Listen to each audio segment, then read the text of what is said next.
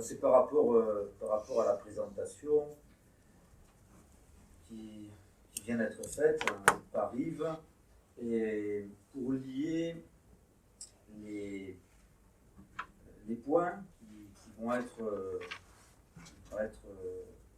pris à bras le corps par l'Institut cette année et le lier à l'actualité. Il y a notamment sur la question des bourses du travail. Il me semble, en effet, je trouve que c'est une très bonne chose de pouvoir mettre en avant cette question-là, alors qui est malheureusement pas une problématique nouvelle. Les attaques sont répétées depuis des années. Tu as fait référence notamment à la garde où la convention a été donc dénoncée par l'ancien maire de la Garde et président maintenant du conseil départemental. Il a fallu prendre des dispositions pour continuer à mener l'activité sur un secteur individuel qui compte plus de 1000 adhérents. Ce n'est pas la seule pour le département. Nous avons 8 unions locales dans le Var.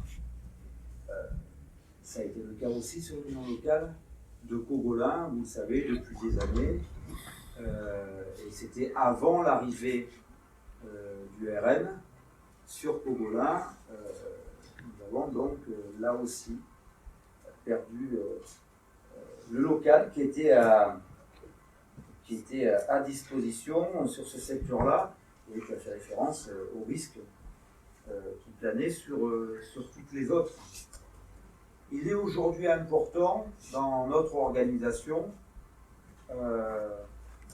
au-delà de, évidemment, rappeler l'histoire des bourses du travail, et de quelle façon elles se sont constituées, et surtout, aujourd'hui, interpeller, en même temps qu'on amène cette problématique-là, si, oui ou non, elles sont toujours utiles. Et ça, c'est interpeller nos syndiqués, nos adhérents sur cette question-là, et notamment dans la lutte que nous menons aujourd'hui. Car on le voit bien, pour pouvoir amplifier un mouvement social et faire en sorte, et c'est ce que nous sommes, je pense, en train de faire aujourd'hui,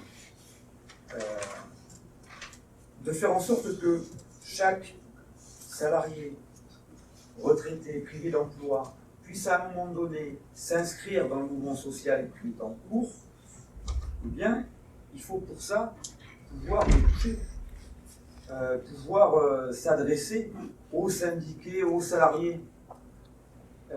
Et le meilleur moyen, c'est de le faire dans la proximité. Comment peut-on aujourd'hui penser que nous puissions arriver à le faire sans nous appuyer sur nos bourses du travail, donc sur nos unions locales? La tâche paraît impossible, d'autant plus dans une organisation syndicale où aujourd'hui, environ 20% des syndiqués, c'est le même rapport, le même quotient au niveau confédéral, sur le global, que sur le département du Var. 20% des syndiqués sont des syndiqués dits, alors moi je préfère le terme individuel qu'isolés, parce qu'on sait où ils sont, mais ils sont seuls, des fois syndiqués dans leur boîte, et pour eux et elles, eh bien, le syndicat, entre guillemets, tout à fait. C'est l'UL, c'est l'union locale. Et si on nous déloge des bourses du travail, et notamment des bourses historiques, eh bien, comment allons-nous pouvoir le faire? Donc le sujet, il est on ne peut plus d'actualité.